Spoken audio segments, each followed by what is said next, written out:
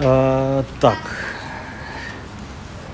очередной мой косяк, я забыл про пауэрбанк, и у меня телефон просто сел. Так, друзья, не знаю, кто переподключился или нет, как у вас есть такая возможность.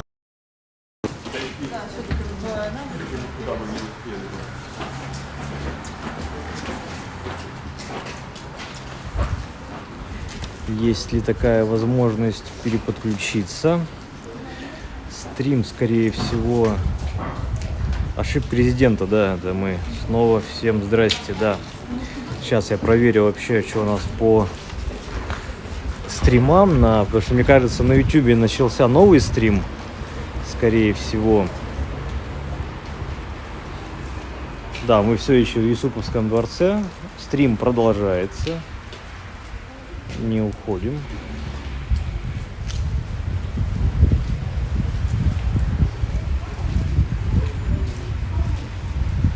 Так, по возможности продолжаем, конечно. Звука нет. Как нет звука?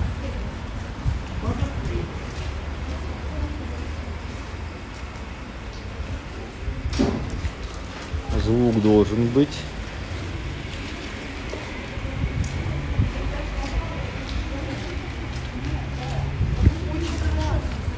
Да, как бы на YouTube у нас вторая, получается, что часть Бармализонского балета.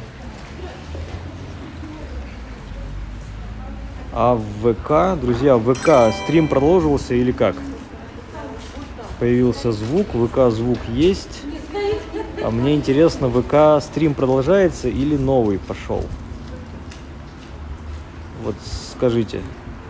Короче, я забыл включить пауэрбанк, и у меня окончательно сел телефон, и поэтому у нас все прервалось. И, видимо, из-за этого были задержки. Вот. Сначала все подвисать стало, а потом... Так, тут такси атакуют. Мы возвращаемся на канал Грибоедова к мосту со львами.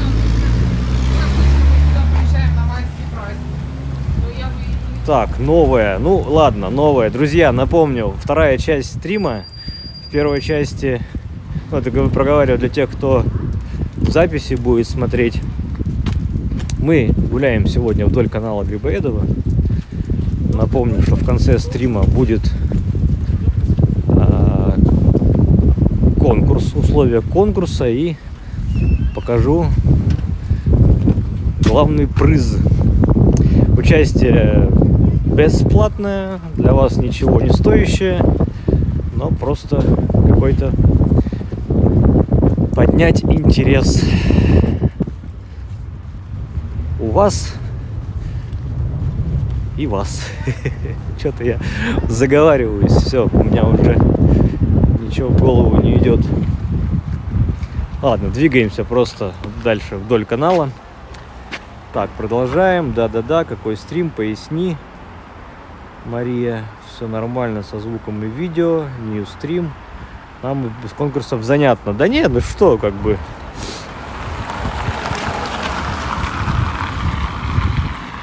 Конкурс, давайте сейчас уже самый простой объявлю. Надо быть подписанным на канал, надо поставить лайк и надо написать комментарий с определенным словом. Вот это определенное слово я скажу в конце.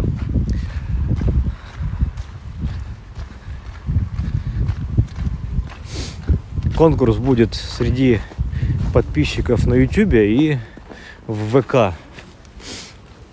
Соответственно, ВКонтакте надо вступить в сообщество «Откройте Питер». На YouTube надо быть подписанным на канал «Откройте Питер».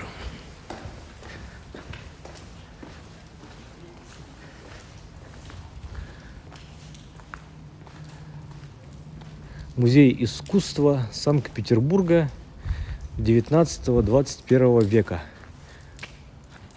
Гласит там на входе. Ну и вот у них такой примечательный дворик. Занятный сувенирный кафе Констебль Не знаю, если сейчас они работают, давайте я сейчас в этот констебль зайду и возьму кофеечку. Это я вам так, для затравочки, как называется, сказал. Вот. А мне надо сейчас зайти, взять кофейку. Здравствуйте. А у вас кофе с собой же можно? Да, конечно. Сделать? А флэт делаете? Вам сахар или корицу добавлять? 2 сахара и все.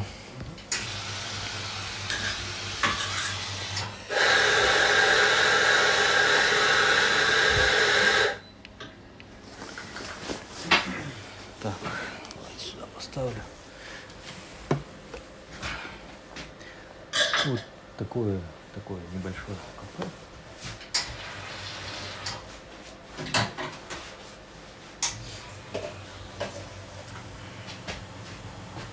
Можно прийти со своим компактом-диском? Ну, если у вас, да, если у вас свои винил, то можно. Прикол. Как оно там? Ходить по кафе со своим винилом. Ну, Поставь мой компакт-диск. у нас музейные работники наверное, приносят свою. А, и через маршал выводят, да?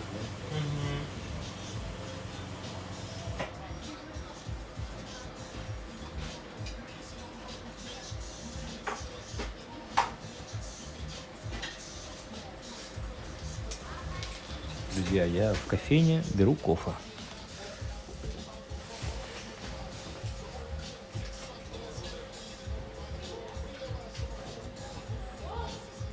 А этот проигрыватель это уже что-то современное или это какой-то винтаж? Ну, нет, он не винтажный, он относительно современный. Это техника, которую выпускают такого более современного вида, где не потребуется обновления.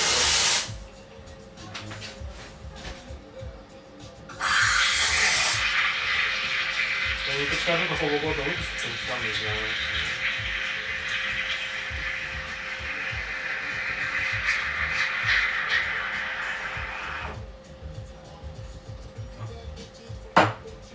Забавно, что они пич строили. Пич к нему строили.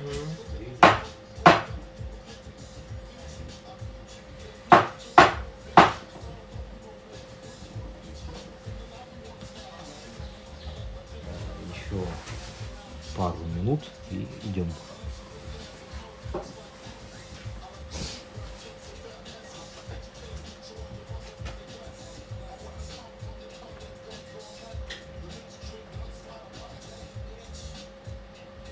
Вам крышка нужна для кофе? Да.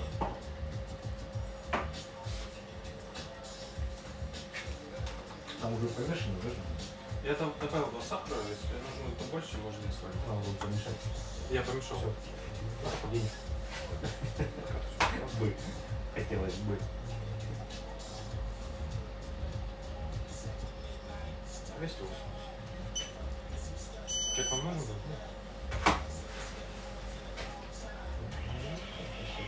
Пожалуйста.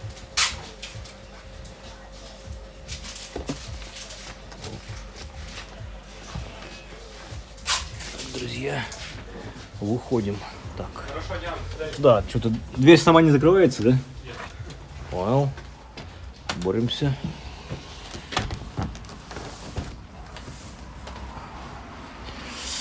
Так, откуда было столько кирпичных заводов в те времена? Сколько зданий, построенных в средние века? Что-то они скрывают. Так, осененный орлом у нас опять накидывает. Так, опять тормозит. Но это потому, что мы, видимо, зашли вовнутрь. Так, друзья, ладно. Выходим. Выходим внаружу, и должно все нормализоваться.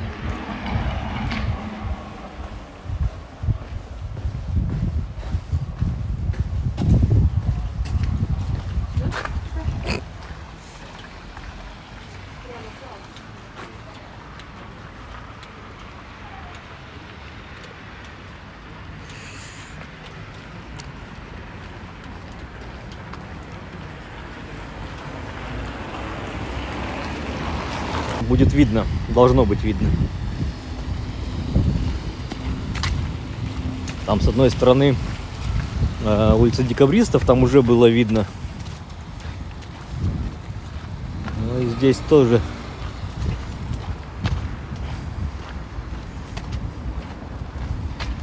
За этими, блин, будками. То есть вот это вот здание зеленоватое, которое торчит. Оно, да, зеленоватое. Это Мариинский театр. Театральная площадь. Здесь где-то в этом районе должна у нас оказаться станция метро Театральная,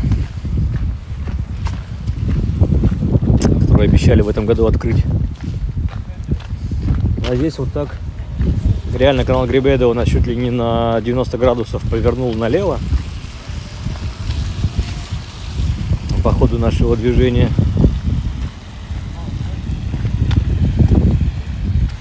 Но мы не отступаем, мы идем вдоль, срезать ничего не будем, хотя могли бы.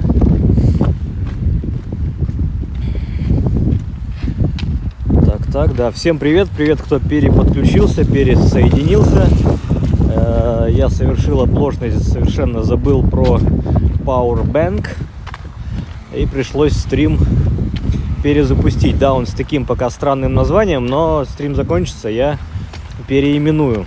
Тут ничего страшного, проблем нет, и, как я сказал, в самом конце будет конкурс, условия и призы. Так что, кто смотрит записи, перематываете назад. Кто смотрит онлайн, как бы, но придется подождать. В принципе, как только мы с вами дойдем до реки Фонтанки, а как я уже и говорил, что канал Грибоедова у нас начинается от мойки и впадает в Фонтанку. То есть, в принципе, и мойка-то начинается из Фонтанки. И получается, что где все начиналось, там все и заканчивается. Практически. Ой. Хорошо кофеё заходит. Не сколько для бодрости, сколько просто для тепла и вкус кофе. Так, у нас здесь что?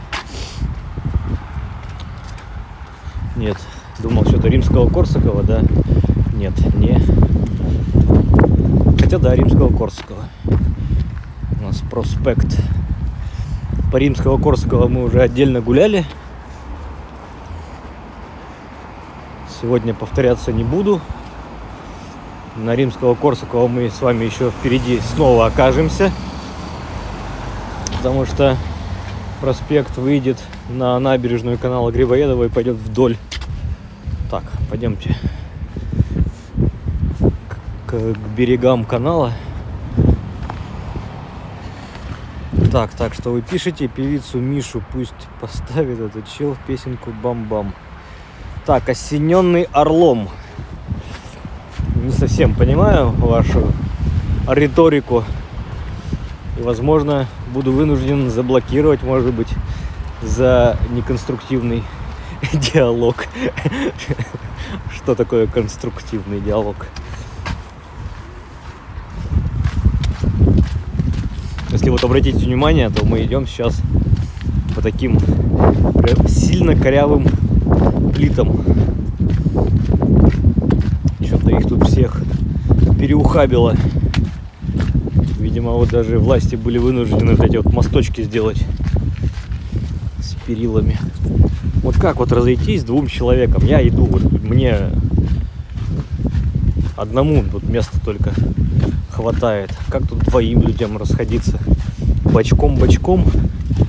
Такое себе приключение.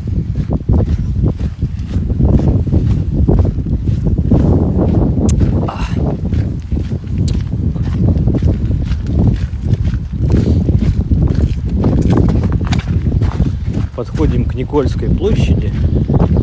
Здесь на Никольской площади были свои Никольские ряды, свой гостиный двор, скажем так. Свой, ну не было, а уже есть до сих пор. Никольский морской собор. До того, как в Кронштадте восстановили собор морским, считался основным собором этот Никольский. Сейчас мы на него выйдем, я про него расскажу. Как раз.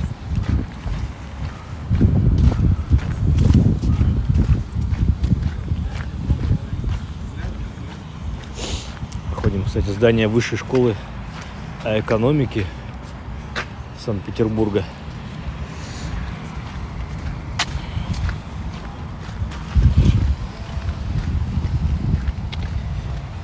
Так, ура! Репрессиям.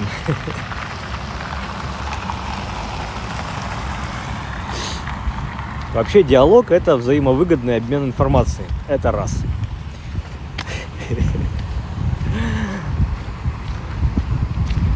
Конструктивный, но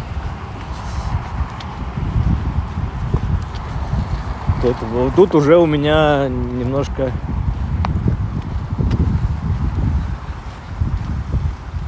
растерянность появляется. Так, сейчас я дойду до урны, выкину стаканчик и как раз немножко расскажу про Никольский собор.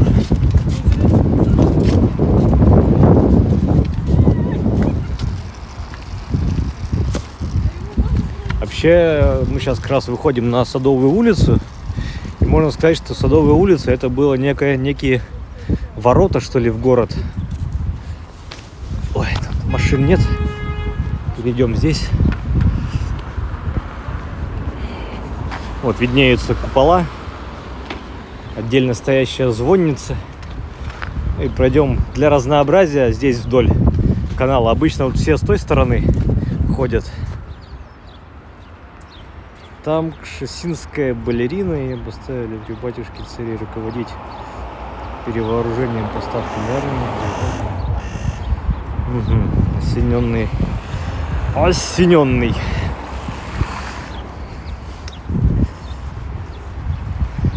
Так, если у нас модератор присутствует на стриме, то я предлагаю осененного заблокировать. Но это уж на усмотрение модератора. Но что-то такая нужда, по-моему, уже есть. Маша, привет. По левую руку вот здание. Это те самые Никольские ряды. Пространство сейчас абсолютно обжитое. Там и гостиница, там и рестораны, там и магазины, там и внутренний двор используется под общественные мероприятия. Один год там горку делали для того, чтобы с нее кататься, но она была платная. Другой год планировали чуть ли не бассейн круглогодичный там открывать с подогревом воды, естественно. Но как-то что-то до бассейна не дошло.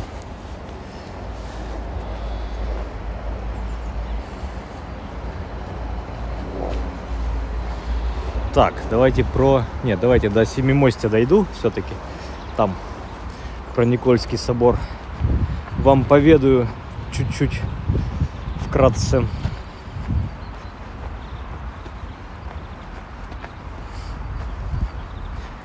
У нас не так и далеко уже до Старокалинкинского моста. Птички поют. Весной пахнет.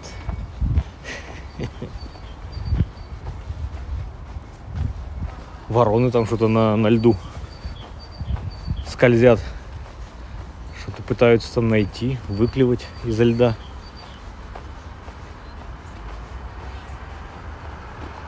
Может быть, снеговиков лепят, не знаю. Вороны ж такие умные. Памятник морякам. Про памятник морякам скажу. Но показывать не буду, ибо он с противоположной стороны собора. Его нам обходить, туда возвращаться на Римского-Корсакова сейчас будет не с руки, к сожалению. Но я упомяну это, сейчас скажу.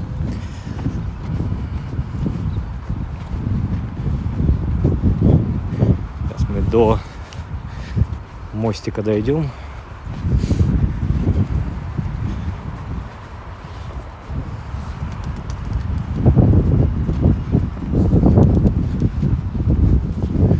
Так, чтобы собор было видно. Вот, кстати, видите, здесь на балконе два флага. Флаг России, Черноморского флота.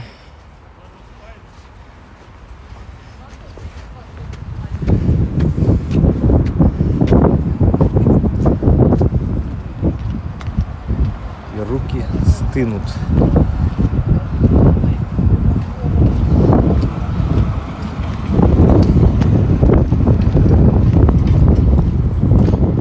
Ветерок у нас. Так, вот сейчас голубей сгоним. А голубей сгоним отсюда.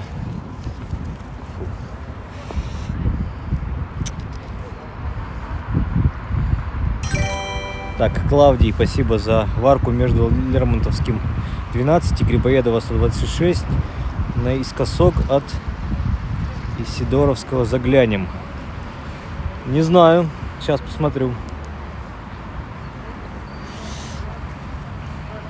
Так, Никольский морской собор. Он был построен в 1762 году архитектором Чевакинским и является своеобразным памятником русской морской славы. Проектируя собор, Чевакинский вернулся к традиционному русскому пятиглавию.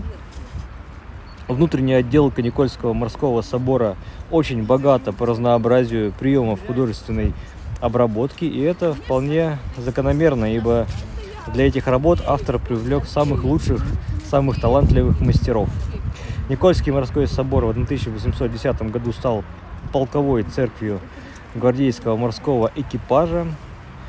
В 1908 году в верхнем храме на его южной стене были установлены две мемориальные доски серого мрамора. На них высечены фамилии офицеров и старшин и матросов, которые погибли во время русско-японской войны 1904-1906 годов. Ну и уже впоследствии со стороны Римского-Корсакова установили памятник морякам, погибшим в русско-японскую войну. Так, а вы говорите, куда-то зайти. Подождите, одну секунду. Сейчас я гляну карту. Лермонтовский, да? Сейчас.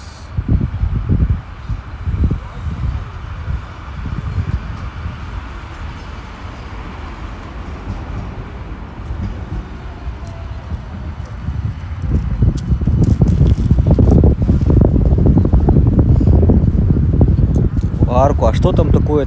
Что там такое? До собора дойдем хотя бы. Ну давайте, хорошо. Сделаем круг, и я по набережной сюда вернусь тогда.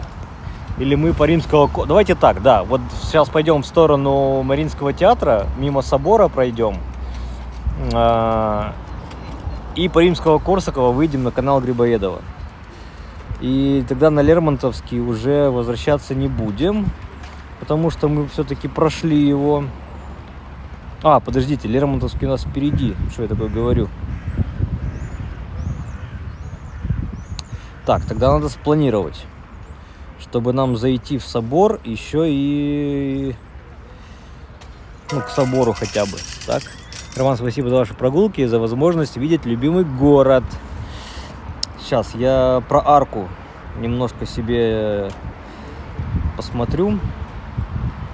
Куда это там идти, куда зайти, перечитаю ваши сообщения. Вот тут под ногами утки лед долбят, добывают. Им хлебушка кинули, они без запивона пытаются его погрызть. Так, сейчас я посмотрю сообщения, перечитаю от вас.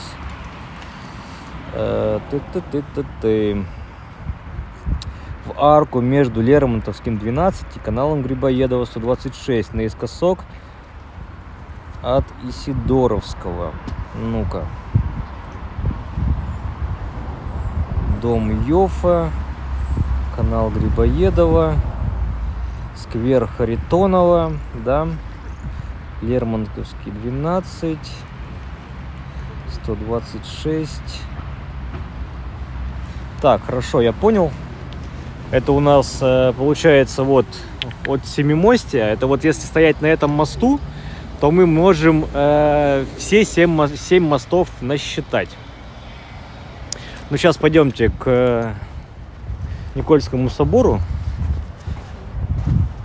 Дойдем, заглянем.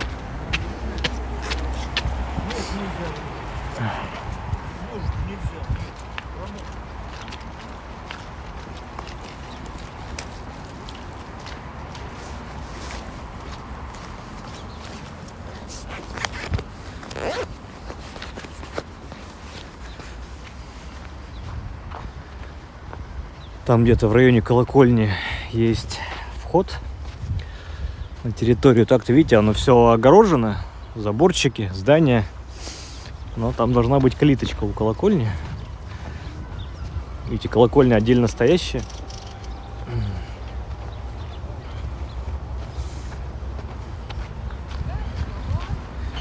Как и у Владимирского собора. Тоже отдельно стоящая колокольня.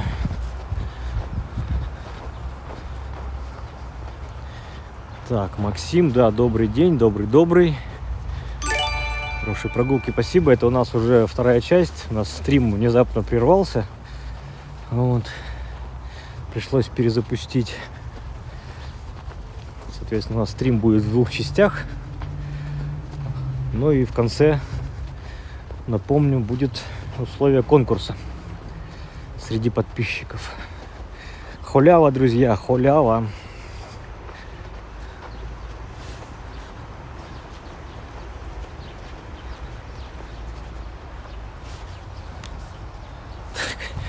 У меня провода на морозе не гнутся, которые заряжают телефон. Вот, колокольня построена в 1756-58 годах. Архитектор Чивакинский. Памятник архитектуры 18 века.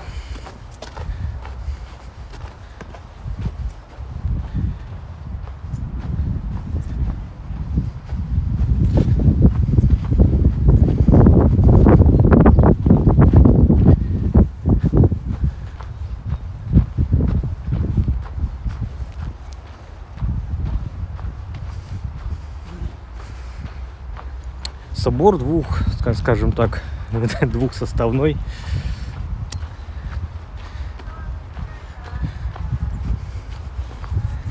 Я, конечно, могу зайти внутрь. Но, насколько я помню, там внутри темно, достаточно такое мрачное, темное пространство, слабо освещенное.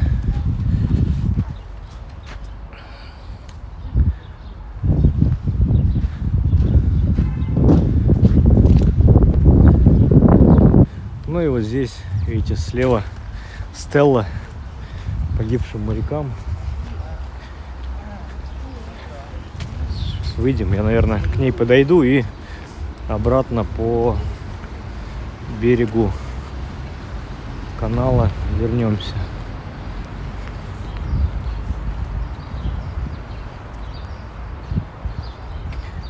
Секунду.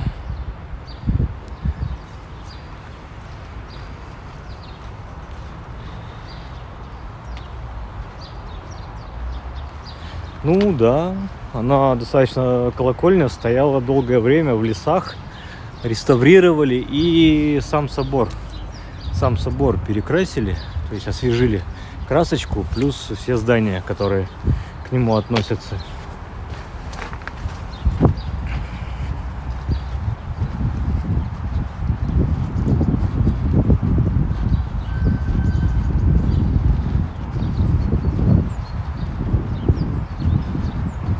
А сама колокольня очень похожа на ту самую колокольню, которая на Рыбинском водохранилище, таком на маленьком островочке. единственное стоит. А, сюда еще и пристегнули 1917-19 годы. А мосты считать не будем. Будем, мы сейчас на Семимосте вернемся, посчитаем мосты. И вот стелла погибшим морякам.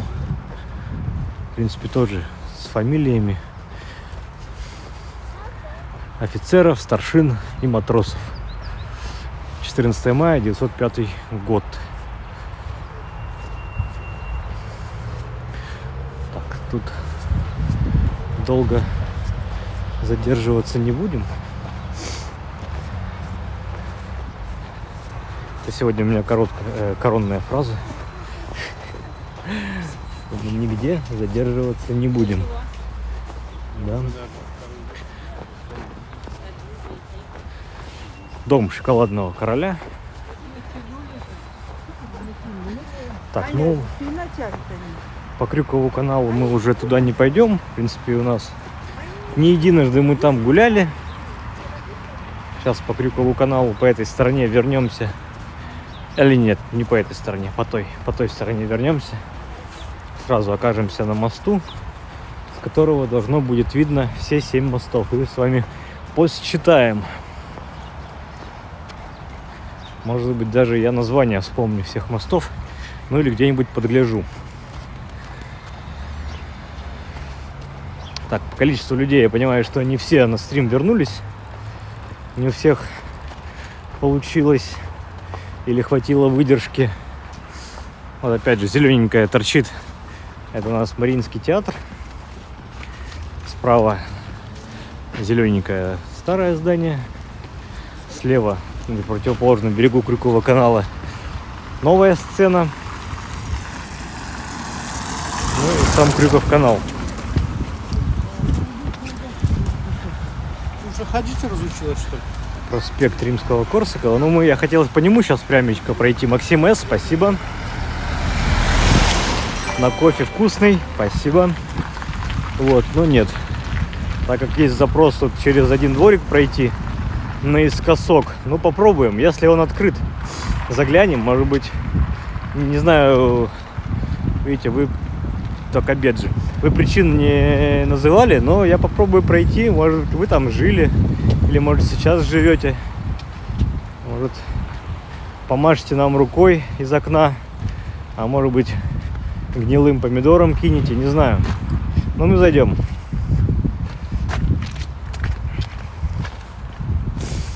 Такой мини-челлендж получается.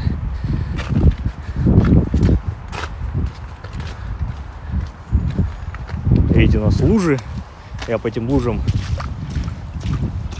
прям не сворачивая, не перепрыгивая, прям иду. Не заморачиваюсь. Так, рядом туалет. Так, для справки, для туристов. Ну да, вот. Маленькое здание одноэтажное. Это у нас водоканал. Ну и уже не первый год водоканал финансирует, точнее, город, правительство города финансирует водоканал. И все туалеты общественные со значком водоканала, они бесплатные. Пользуйтесь, туристы, пользуйтесь, пожалуйста.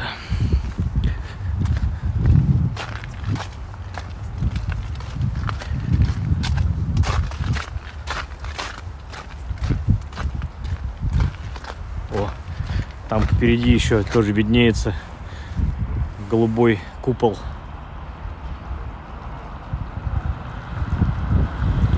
Не-не-не-не-не, Юлия, мы сейчас с вами посчитаем. Не-не-не. Я не знаю, что там вы за какой 8-й мост увидели. Но 7 мостов — это с тем, на котором ты стоишь. Тут никакого противоречия нет. Кстати, едет сейчас нам навстречу экскурсионный автобус. Он, по-моему, начинает свое движение от Спаса на Крови. И вот тут провозит туристиков с экскурсией по городу.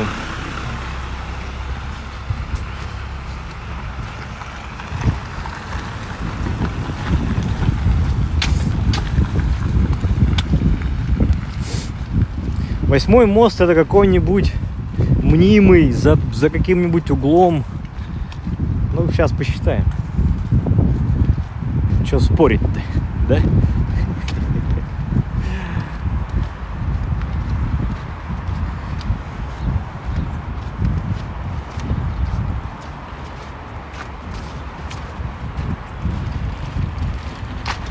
Здесь у нас пересечение двух каналов. Канал Грибоедова и Крюков канал. Итак, встаем на Пикалов мост. Вот мы на Пикаловом мосту. Это мост номер раз. Перед нами получается что? Красногвардейский мост. И там еще за ним Новоникольский мост. Это уже 3 моста. Дальше мы отсюда поворачиваем голову налево. Господи, у меня что-то рук не хватает. Так, я вас поставлю здесь на этот пьедестал. На этот пьедестал. Вот. Там у нас виднеется Кашин мост. То есть у нас 1, 2, 3. Там 4. Потом поворачиваем. Ну там, конечно, за Кашиным мостом можно вдруг разглядеть торговый мост. Но что-то он далековат. Но это ладно, пока не берем во внимание. Поворачиваем голову налево. И у нас там Лермонтовский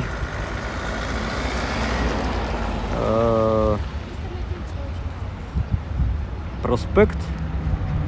Там мы считаем еще Могилевский мост. Это уже что? 1, 2, 3, 4, 5. Потом поворачиваем голову сюда. И вот 6 и 7 мост. Вот именно прям с хорошим обзором. Только мост, на котором мы с вами стоим. Там 1, вот это 2, на котором стоим 3, 4, 5. 6 мост. И вон мост 7. Тот мост, который там далеко за Мариинкой, в принципе, можно сказать, что он 7. Ой, 8 будет. Вот так. Ладно, тут у нас уточки живут. Их тут всю зиму подкармливают. Они даже и не думают никуда улетать. Тут и голуби тоже на подсосе у них. Или с ними. Уж не знаю, как это назвать. Ну, в общем, семимостье состоялось. Мы с вами посчитали все. Все на месте.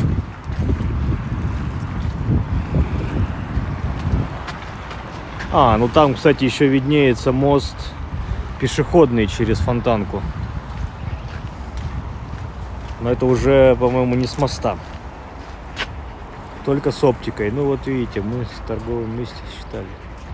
Ну вот с торговым, если считать. И вот там, говорю, на Фонтанке еще есть пешеходный мост через Фонтанку. Можно его туда присовокупить, и тогда вообще 9 будет. Но, друзья, 7. Цифра 7 сакральная, да ведь? Число счастья 7. Вот надо, чтобы было семимостье. Ну-ка, восьмимостье. Что это такое? Цифра 8. Она куда? Кому она нужна? Поэтому и 7. Все. Торговый не берем во внимание.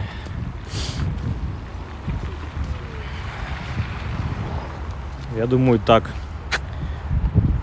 Так, я загадал желание, Мария. Я не знаю, как вы, но я загадал.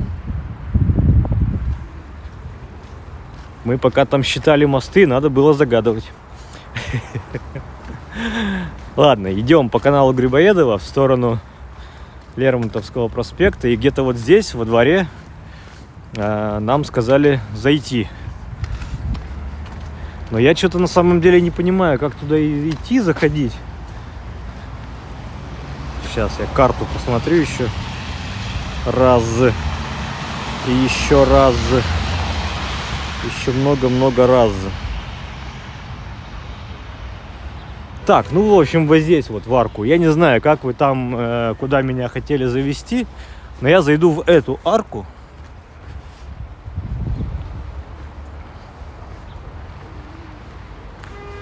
Вот, сейчас посмотрим, как тут куда можно попасть.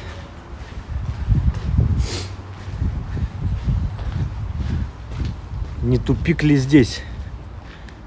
Так, пока не тупик. Пока вот там интересная арка. Такая, знаете, прям вообще не знаю. Я как будто в каком-то замке. И вот все, знаете, обшалупанное, обваливающееся, низенькое. Кирпич виднеется.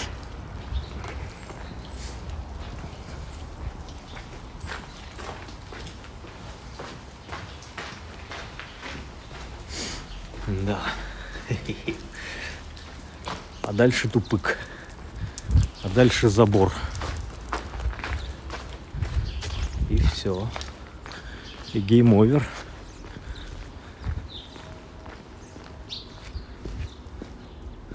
И тут вот люди живут. Пожалуйста. У кого-то просто одеялом окно завешено. Видимо, холодно дует. Что поделать?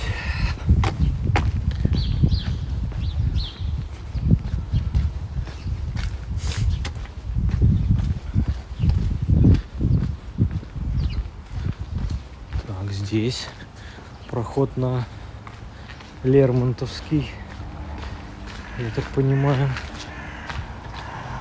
О, можно пройти туда. Вот к чему тот забор был, непонятно. О, блин, тут вон какая арка была громадная, фасадная и не закрытая, а я тут за закоулками что-то хожу, не понимая. Ладно. Ну, кто меня просил через донат вот сюда зайти, пожалуйста, я зашел.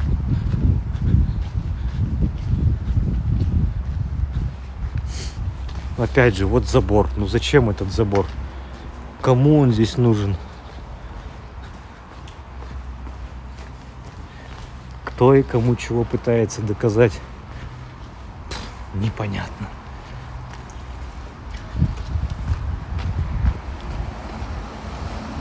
Кому легче от этого стало?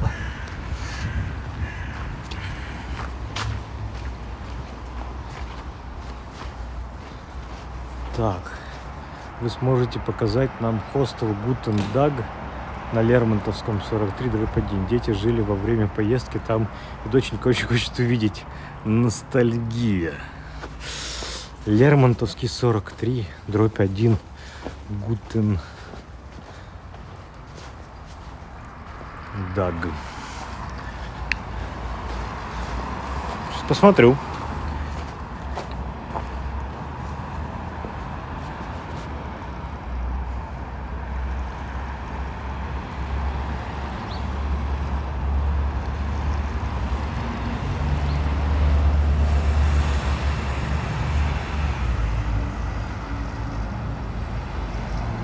Так.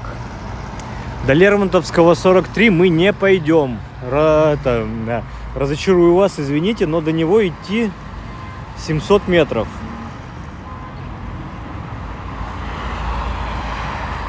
Это причем мне надо и через Фонтанку перейти будет.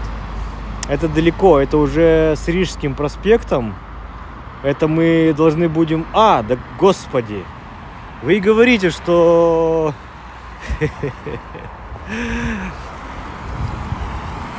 Азимут. Гостиница Азимут. Я понять адрес не могу. Азимут у нас там далеко, за Египетским мостом, через реку Фонтанку. Нет, до Азимута мы не пойдем. Юлия, сорян. А привет из 90-й заборы. Ну да. Заборы из 90-х как будто бы. Да. Такая вот арочка тут прям как будто бы триумфальная. Как будто бы. Но нет. Так, здесь нам перейти непонятно как. Видимо, там через Римского-Корсакова будем переходить.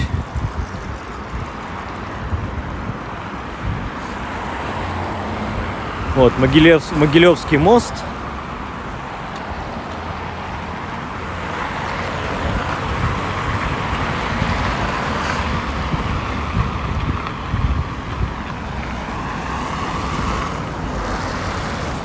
Впереди у нас Исидоровская церковь.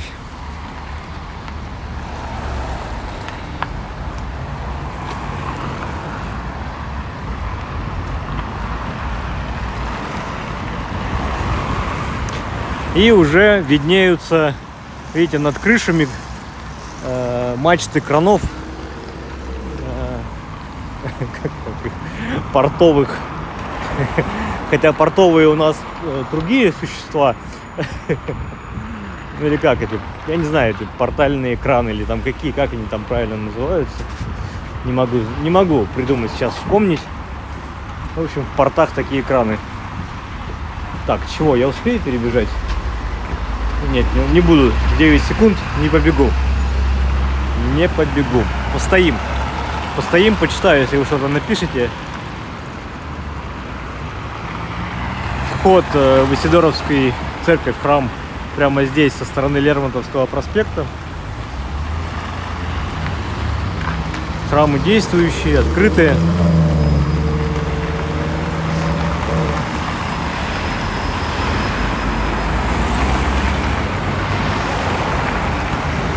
Мы сейчас уже в историческом районе Коломна.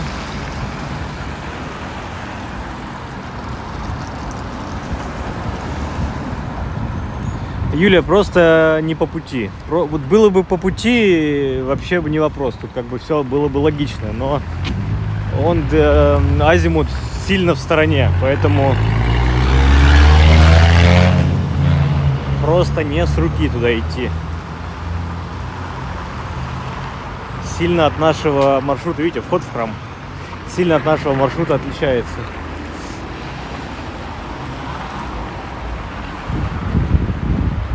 Но в целом большое спасибо за то, что вы предлагаете. Я всегда к этому призывал вас, дорогих зрителей, накидывать мне варианты, куда пойти, где свернуть, до чего докопаться.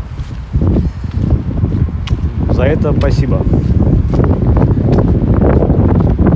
Сегодня у нас был план, и мы его придерживаемся. Видите, у нас как раз по правую руку там проспект Римского-Корсакова прям к каналу Грибоедова подступает, и поэтому почтовые адреса, получается, что вот слева это набережная канала Грибоедова, а справа проспект Римского-Корсакова здесь, в этой части канала. Так уж получилось.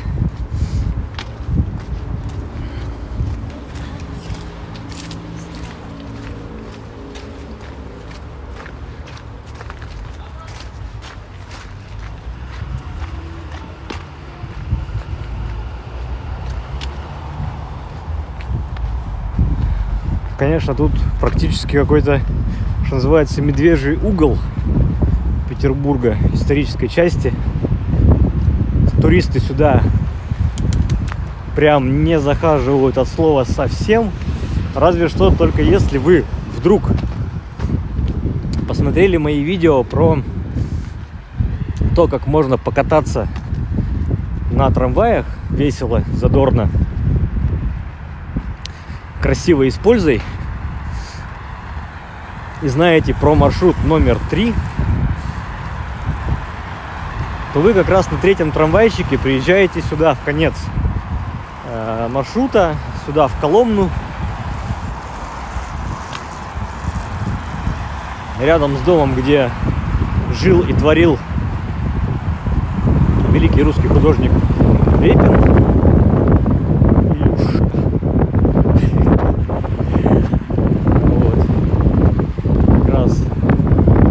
Старокалинкинского моста заканчивается маршрут номер 3 трамвая.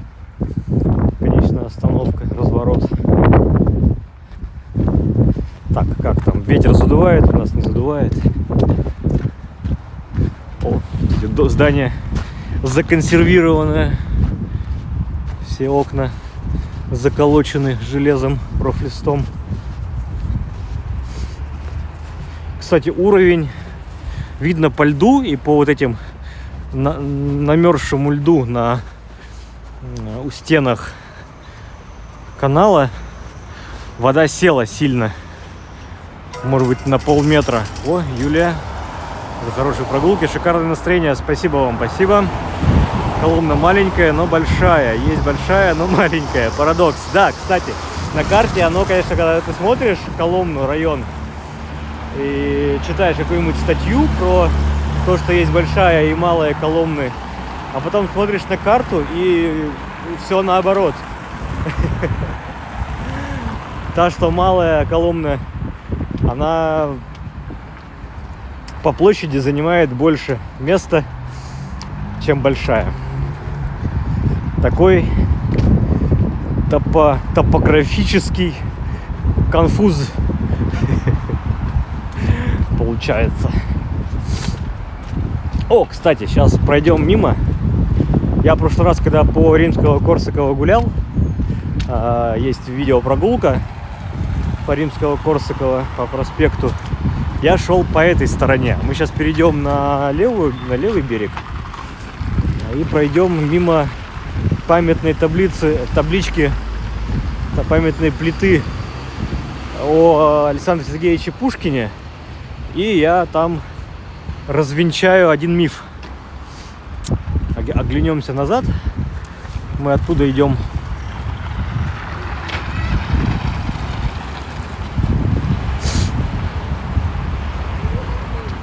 Вот тут боец. Видите, лед? Лед у нас нависает над водой. Это у нас когда-то был уровень 1, но вода ушла в залив. И уровень в реках и каналах у нас упал. Петербург всю жизнь страдал от нагонной волны, так называемой. Да, нагонная, по-моему.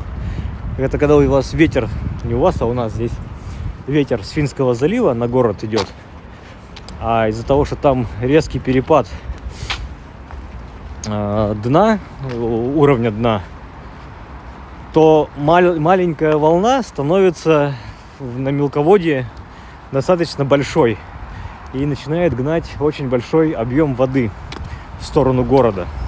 Это и было всегда причиной всех больших наводнений, причем наводнений очень быстрых. То есть за несколько часов вода поднималась катастрофически высоко. Конечно, дамба кронштадтская сейчас свою функцию выполняет на 146%, защищая город от наводнений. Так, Клавдий Октавианович. Зачет. Летом уже 3-е поколение привозил. Ностальгия, но на заметку. 5 там круглосуточная. Где там? Интересно. Ну ладно.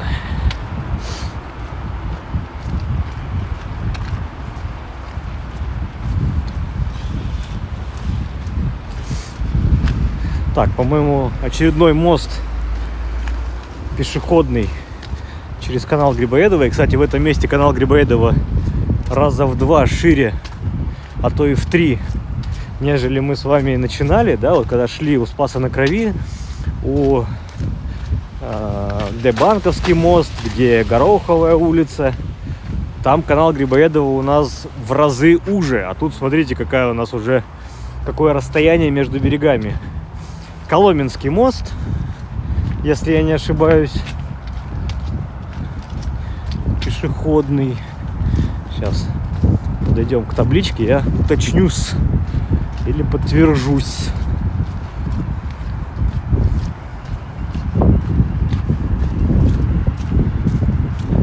Ой, слякоть. Да, Коломенский мост, говорит нам табличка.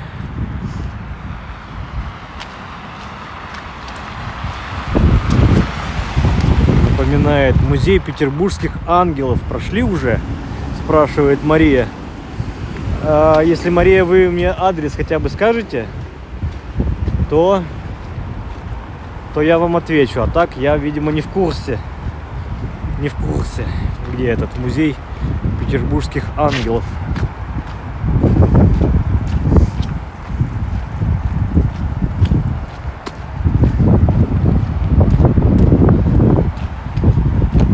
Так, приближаемся к месту, где мне надо развеять один из мифов, искусственно созданных.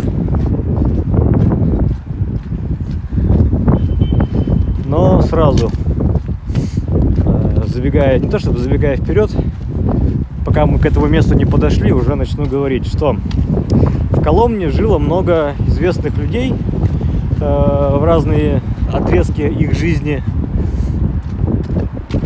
И в том числе семейство Пушкиных тоже какое-то время обитало здесь, в Коломне. Здесь, в Большой Коломне, между каналом Грибоедова и Мойкой. Ой, Мойкой, господи, Фонтанкой. Дом, в котором они жили, выходила парадной своей стороной на Фонтанку. Это было еще до того, как Саша Пушкин поступил в Царскосельский лицей. То есть, когда он был молодой. Но дома, которые сейчас мы здесь с вами видим, и номера домов, оно не совсем совпадает с той нумерацией, которая была во время Пушкина. И поэтому возникает некая путаница в идентификации домов где-то в письме, да, например, адрес указан, но надо еще теперь этот дом найти, и нумерация может не совпадать с современной. Так вот, вот этот домик, видите, двухэтажный, и здесь памятная плита, на которой сказано, что в этом доме жил, сейчас покажу, Александр Сергеевич Пушкин с 16 по 18 год. Но это миф, это ошибка. Ошибку эту уже развенчали, но в этом здании находится гостиница. Сейчас что-то как будто бы владельцы поменялись, и там ремонт идет. Но, собственно, Александр Сергеевич Пушкин в этом доме не жил. Он жил в доме, который выходит на Фонтанку. Здесь Фонтанка вот уже рядышком. Канал Грибоедова у нас впадает в Фонтанку. Но так как экономически выгодно и маркетингово привлекательнее звучит, что вы будете жить в гостинице, в доме, в котором жил Александр Сергеевич Пушкин, то это как бы круто звучит, и вы такие: ох, ни хрена себе, да, я буду жить в гостинице, в которой жил когда-то, не в которой, а в доме, в котором жил Александр Сергеевич Пушкин. Но нет, это уже и доказано, Пушкин здесь не жил. Репин жил через дорогу, через канал. В этом доме жил и творил. Дом ему не принадлежал, он снимал там квартиру со всем своим большим семейством. И также попросил домовладельца построить еще один этаж. И для того, чтобы там у него мастерская получилась. То есть жил он то ли на втором, то ли на третьем этаже, по-моему, на втором. А на пятом этаже у него была мастерская. Ладно. Это так. Около дела, что называется.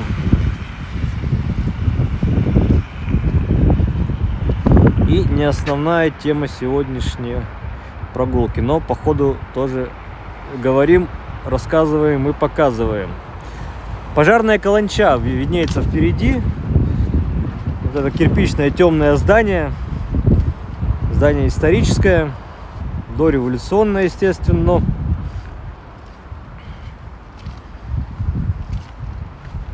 Так, что тут про него нам расскажет интернет какой-нибудь. Раньше здесь находилась пожарная часть, а сейчас обучаются курсанты МВД. Здание доминирует в ансамбле площади, привлекает внимание своей необычной кирпичной кладкой. Так. Но больше тут ничего такого не написано, а в целом... Что-то я запнулся, видимо, кто-то про меня плохо думает. Только бизнес, ничего личного, да, Александр? Вот. А в царские времена здесь помимо пожарной части еще был полицейский участок и такая, как, типа турмы. Турма была, короче.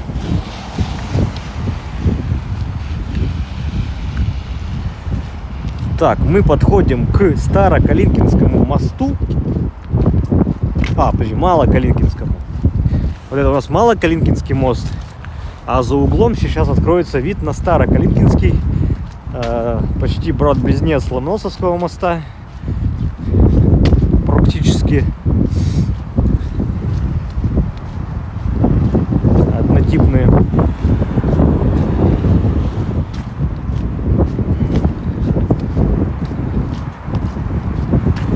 Ой, дом утюг. Но сейчас я вам его в виде утюга-то не покажу, конечно. Ракурс не тот, как говорится. Но разве что если только мы сейчас дойдем до Старокалинкинского моста. Вот, все.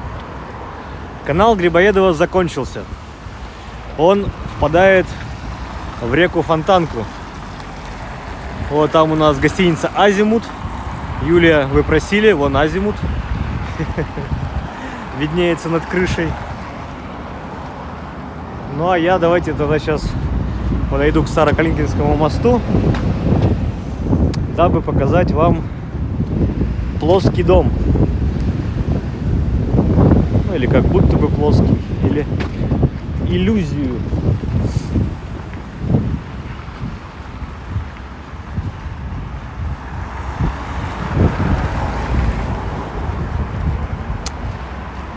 Вот, наверное, даже сам я сегодня прокачусь на 3-м трамвае в сторону Сенной площади.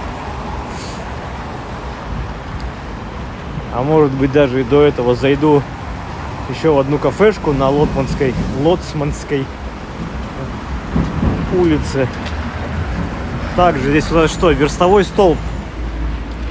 Верстовой столб. То есть у нас здесь по улице Садовой, как раз по Новокалинкинскому мосту, шла дорога на Старокалинкинский и дальше в Петергоф. Дорога в Петергоф. А через здесь дорогу у нас Адмиралтейские верфи.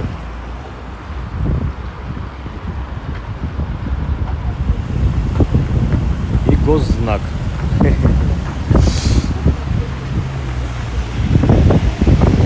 На этой площади у нас трамвай делает разворот и уходит обратно. Маршрут номер 3 в очередной раз повторюсь. Сейчас надо перейти дорогу и посмотреть на плоский дом или дом-утюг. О, троечка как раз идет. Трамвайчик новенький, современненький.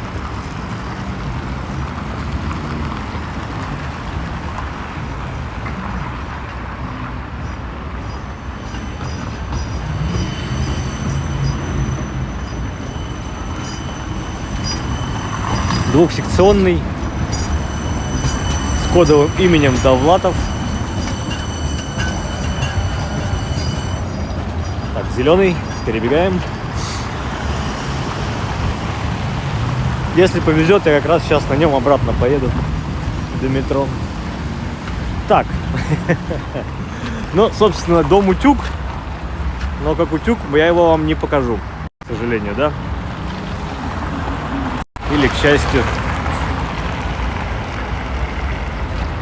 Налево у нас уходит, налево от дома уходит улица Садовая. Ну а здесь набережная Фонтанки. И вот там впереди, кстати, зеленый домик, который вот виднеется. Там в зеленом доме Пушкины и жили.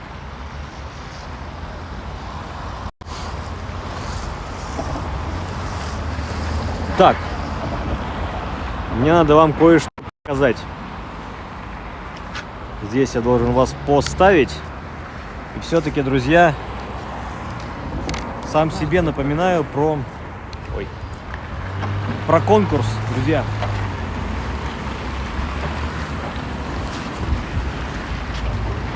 Наверное, чтобы...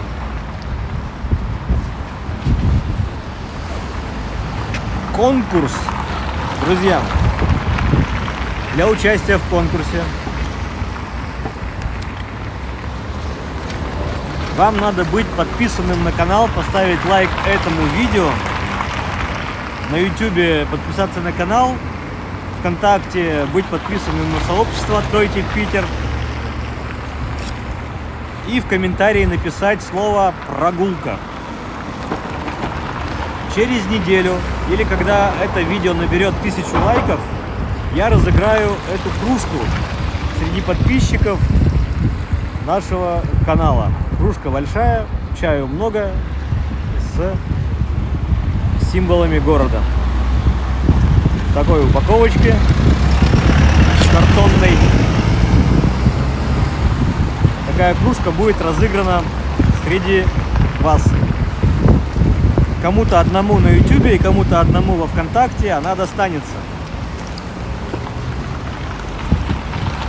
Друзья, не в чате, а именно в комментариях. Чат учитываться не будет. Это большая разница. И, друзья, сейчас не пишите, сейчас вы пишите в чат. Надо писать будет в комментариях. Соответственно, сами условия конкурса я еще раз продублирую в описании к видео. И сам розыгрыш и результаты будут в телеграм-канале. В телеграм-канале я в онлайн запись экрана или телефон поставлю, буду снимать экран, я проведу розыгрыш в прямом эфире. Победитель на YouTube должен будет написать мне на почту, а ВКонтакте я напишу сам. Вот и все. Так что, друзья, дерзайте, халява ждет. С вас лайк, подписка и слово «прогулка» в комментарии. На сегодня достаточно. Объемная прогулка получилась. Много посмотрели. Куда-то смогли зайти, куда-то нет. Спасибо вам, что посмотрели. Делитесь этим видео. Пишите комментарии. Всем пока. Спасибо.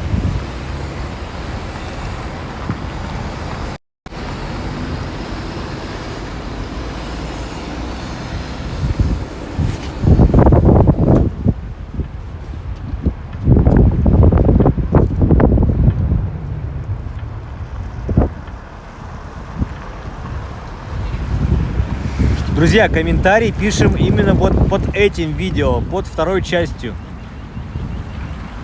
стрима. Стрим у нас прервался по техническим причинам. Вот, так что пишем слово «прогулка», ну или любой комментарий, содержащий слово «прогулка» под этим видео, под второй частью стрима.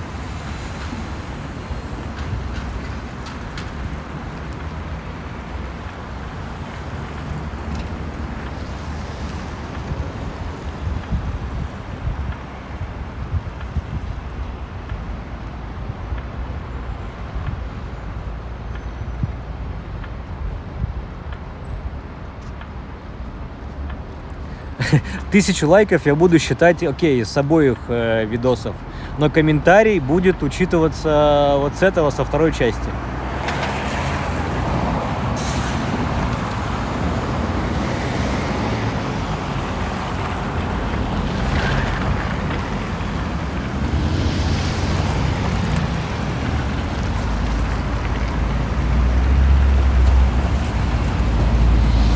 Игорь, прогулку надо писать в комментарии, не в чате.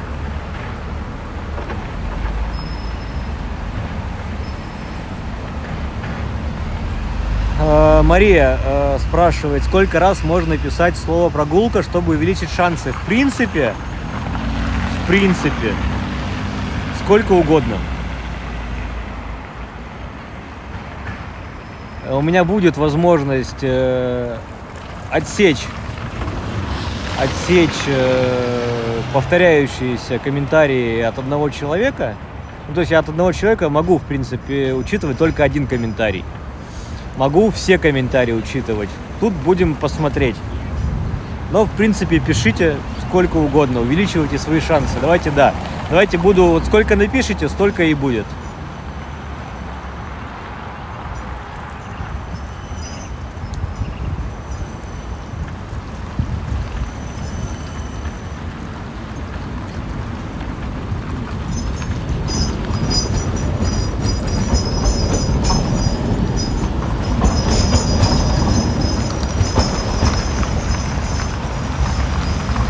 тройка только что выехала с Старокалинкинского моста. Как будто бы. Очень странно. Итак, все, друзья, вы так и, кто-то на YouTube не понимает, прогулку надо писать в комментариях, не в чате. Да, Мария, по поводу, если будет возможность отправить за границу, туда Почта России отправляет, и это не сильно накладно, то я отправлю. Это мы уже свяжемся с победителем отдельно. Если возможности отправить не будет, тогда альтернатива – это предложите кого-нибудь своего знакомого или родственника из России, я отправлю ему.